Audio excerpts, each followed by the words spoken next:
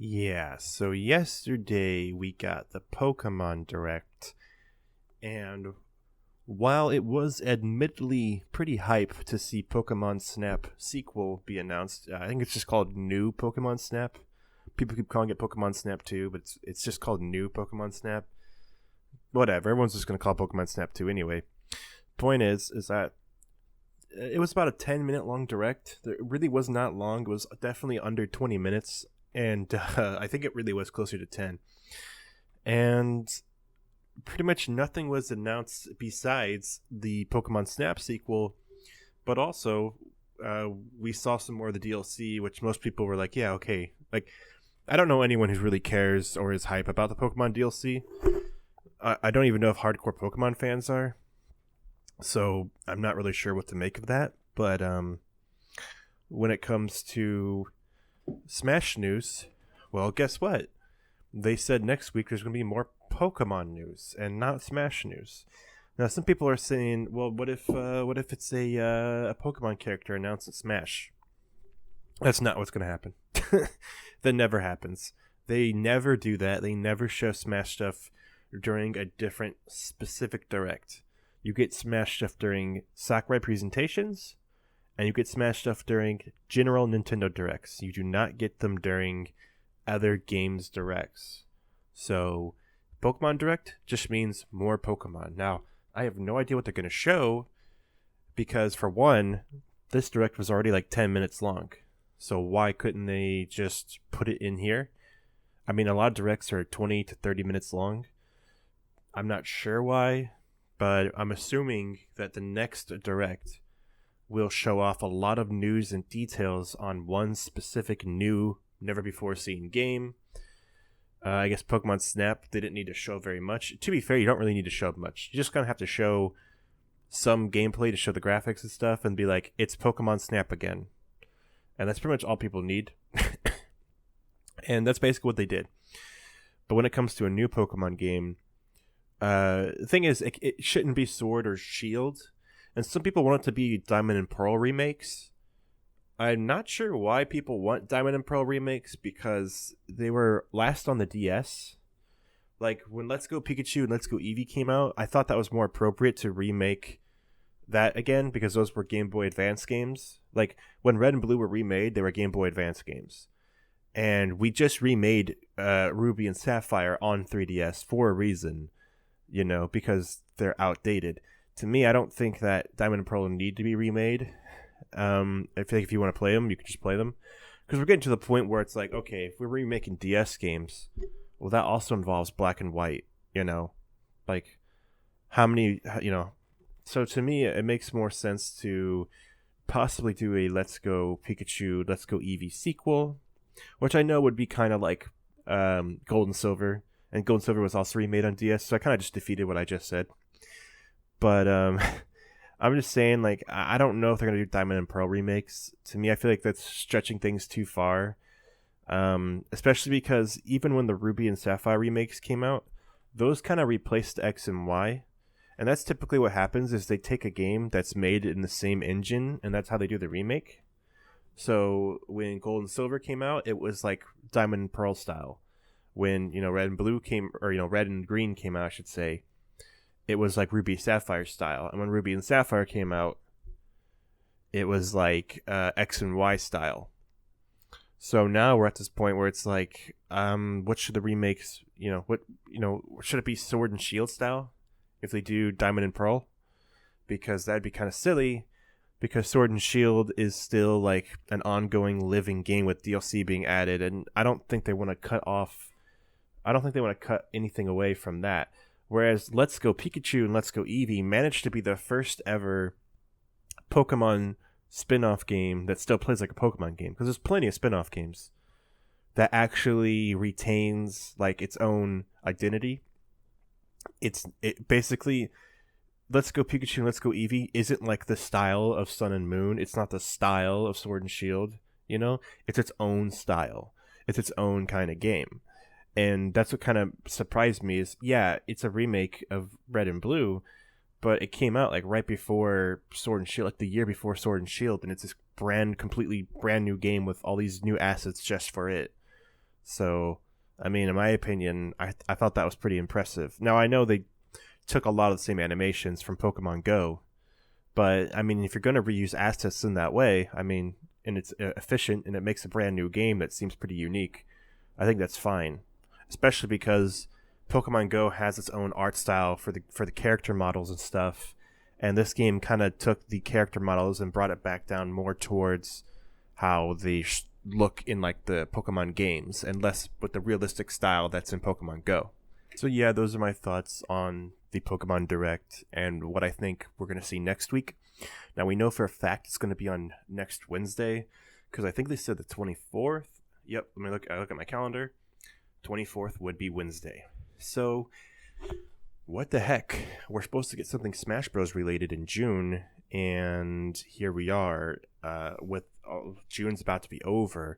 Next week is the last full week of June, which means that my theory is that the Smash Bros. Character is going to be announced on the very final day of June. We're going to see a Sakurai presentation literally June 30th. That's on a Tuesday, which is typical. It's the last day of the month. This happened with Hero. Hero came out the very last day of July last year, on July 31st. It's not like it can't happen. It's not like we can't get this. So I think Springman is going to come out on June 30th, the final Tuesday of the month. That's my day. That's what I'm calling right now. They're really keeping us, really holding us. The thing is, like, when I made a video in April, I made a video on 420. And I was like, I know you guys are probably excited about, the memes. But for me, I was excited because April was almost over. The 20th of April means April's almost over. And we just had to make it through May. But that's not true. We had to make it through May and all of June. It's basically when a character's announced for a month, when it comes out the beginning of the month and it comes out the end of the month, it makes a big difference because it's literally an entire month's worth of time. It's like an extra month, June 30th, you might as well say comes out July. So we're getting the character. It is kind of crazy that the first character for Wave 2 comes out like around the same time that the second character of Wave 1 did, and this is already after Piranha Plant. And remember, if you count Piranha Plant, then that's 6 characters, like how this is 6 characters. So we're definitely further behind this time, but it's not a big deal because they're trying to stretch us out all the way to 2022. So them starting here and now in summertime does make sense, but I'm hoping we see a nice little I'm hoping we see like another character come out in 2 months, another character come out in 2 months. Like I'm just hoping it's like every other month we get a new character. So here's hoping we get something in August, and we don't know what the next character is yet. And like I said, it's really hard to predict at this point who these characters will be because it really could be anything. When it came to season 1, we had some guesses. There were some choices that were like a little bit more viable than others. And at this point, we're at these guesses where like anything is viable, anything could happen at this point. So, like I definitely would have never called ARMS. I don't think anyone figured ARMS would happen. So ARMS was kind of a surprise. So who the next character will be is really like everyone's like going crazy because there's just no way to predict it. Papa Genos, he's an amazing YouTuber. Really love his work. He's been talking about a supposed leak by Virgibin, which we don't even... The reason why it's supposed is because we don't even know if it's actually by Virgibin or if it's been faked. So it's kind of a crazy thing going on right there. If it's true, he's saying that the ARMS character is going to be Springman, Ribbon Girl, and Min Min all wrapped into one character. I think that would be perfectly fine. I think it makes sense for them to do multiple characters in one. But as long as Min Min is playable, to me, I think that Min Min needs to be the playable character. So, but I know like I'd get it if they put Springman and Ribbon Girl in with Min Min at the same time. I get that. So we'll see what we get. And then He also said that Heihachi is coming to a new fighting game. Now, here's the thing. Well, it didn't say a new fighting game. It said Heihachi's coming to a fighting game as a guest character. So here's my thing about Heihachi. He could be a guest character in basically any fighting game right now. Supposedly, in that same Virgin leak, King of Fighters 15 was supposed to be announced. Hasn't been announced yet, but it might be shown off during the Xbox presentation. Now, he said Resident Evil 8, Final Fantasy 16, and King of Fighters 15. We got Resident Evil 8, but a lot of people already knew Resident Evil 8 was on the way. Resident Evil 8 was kind of semi-leaked already. Capcom, pretty much every Resident Evil game has been leaked. Resident Evil 3 remake got leaked. Like, we kind of always know these things, but also Resident Evil 8, it was a big rumor. It was coming, and it was going to be like Resident Evil 7 style again. And yeah, it's here, and we see it. But that one was kind of obvious. So the other two leaks aren't as obvious, but I've heard a lot of people saying Final Fantasy 16. We didn't see Final Fantasy 16, but we did see a new Square Enix game that's like a brand new thing. Now, if that game is actually Final Fantasy 16 and we don't know it yet, well, then we'll find out. But as of right now, it's not called Final Fantasy 16. They just have a new game. So that leaves King of Fighters. Now, here's the thing about Heihachi, Tekken, Street Fighter, and King of Fighters. Tekken featured Akuma and Geese in Tekken 7. That's kind of a big deal because it means that Heihachi could appear in either Street Fighter 5 or appear in King of Fighters 15. Either one. Here's the thing. Tekken characters appeared in the mobile game for King of Fighters. So to me, I think it's kind of like, I think Heihachi's possibly going to be in King of Fighters 15. But also, because Akuma is not only in Tekken 7, he's in the story mode for Tekken 7, it's very possible that Heihachi will be a guest character in Street Fighter 5. The thing is that Street Fighter 5 is doing one more round of DLC, and they said they weren't going to do anymore. They said that like the fourth wave was going to be the final, but there's actually going to be a season 5. And I think it's because Street Fighter 5 has been doing really well lately, and I think it's because Ultimate Edition sold really well. So I think because of that, they're like, okay, we're actually going to do more DLC after all. So I think one final like hurrah for Street Fighter could possibly be putting Heihachi in the game. Though I think that'd be kind of a big deal for DLC for the last wave. That's like a last minute thing. But it's not impossible. It could happen. But I think it's more likely it'll appear in King of Fighters. Now, what Papagenos took from this leak was that Heihachi would appear in Smash.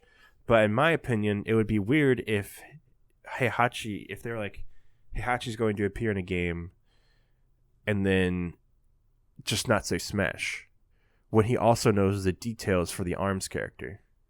If you know the details for the ARMS character, then why wouldn't you know, like, it just, that's, you know what I'm saying?